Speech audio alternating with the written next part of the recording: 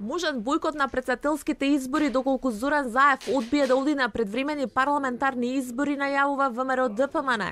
Генералниот секретар на партијата Игор Јанушев за АЛСАТМ вели дека бојкотот е само една од отворените опции, а во нив се наоѓа и опцијата за напуштање на собранието. Сепак вели Јанушев дека има време и дека најпрво ќе почекаат СДСМ конечно да одлучи. Тоа е една од опциите. Во моментов буквално сите опции се отворени. Не би сакале да брзаме со најавување на нашите следни чекори, да видиме првен како власта ќе одговори на нашето барање. Од тоа што вчера го видовме, кажаа дека таа опција е сепак отворена.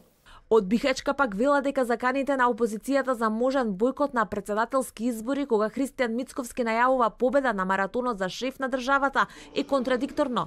Тврда дека има решение и за тоа доколку се случи, алудирајќи на најавата од владата дека не се исклучува избор на претседател во собранието и уставни измени. Од СДСМ ја повторуваат позицијата на нивниот лидер, дека за предлогот на ВМРО ДПМН за избори сериозно ќе се разговара.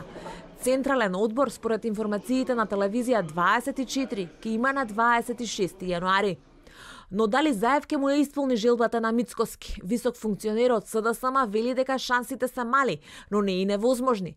Истиот функционер брифира дека дилеми има и во раководството на СДСМ, иако поголем дел според него се против, поради фактот што вели ќе се соочат со критики од Европската комисија, која очекува етни реформи од земјава, особено од двотретинските закони. Крилото на Бихачка пак што е за одење на избори. Според партиски извори смета дека климата е во полза на СДСМ. Но побитно е велат со парламентарните избори, според нив, полесно би се стигнало и до цензус за претседателските, кој е неопходен услов. Од друга страна пак, коалицијскиот партнер на Заев, Али Ахмети, е категорично против.